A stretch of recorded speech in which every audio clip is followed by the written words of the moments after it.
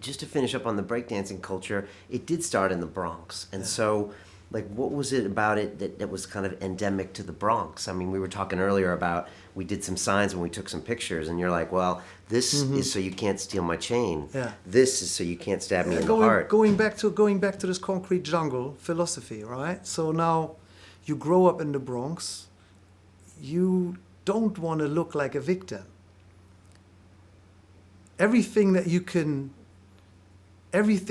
do so that you take the trouble away from you, that gets the trouble away from you, or that you don't look like a victim, you ingrain. Yeah, so these poses and so on and on. So people that do poses like that, that stand like that, or even just a simple thing that you wear your baseball cap to the back, those are the tough guys. Right. They do that. Yeah, and it's in breaking the same way. So now when you break, when you like with all the bruises, bumps, and like all the burns and that you get from training, from being on the floor, it's the same training that any martial artist is going through. That's why even if you look at hip hop, you look at Wu-Tang Clan, and so where do you think those names are coming from? They all want to show, look, we are tough guys. Don't mess with us. We know how to handle ourselves. Wu-Tang Clan comes from kung fu movies and so on and on. So if you know how to do kung fu, nobody would want to mess with you. All the army look in hip hop.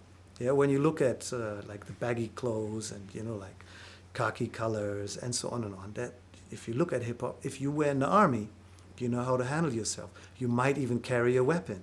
Nobody would want to mess with you. Simple signs, just so that you can live in that concrete jungle. And I think, especially for guys, being a tough guy or look tough is something attractive, especially for young teenagers. Yeah. Definitely. And for me in particular, I just, I grew up in the superhero world. Every day I came out of school, I had a half an hour to go home, and this half an hour was always very, very long. So I fantasized about being Superman, Batman, Spider-Man, or whatever. So when I saw break-in or pop-in for the first time, my first thought was, oh, it's possible. I could become a superhero. I saw these superheroes. If you look at a windmill or a head spin or something, you see the same like Flash when he's spinning around, he's taking off or something like that. It's a superhero move.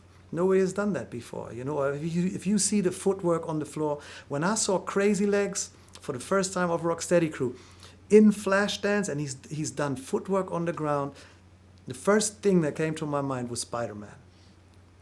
I wanted to look like Spider-Man. That's how I described it too. When people were asking me, well, what are you trying? What is this? Yeah, I want to look like Spider-Man running in a circle on the floor. That's how it looked to me.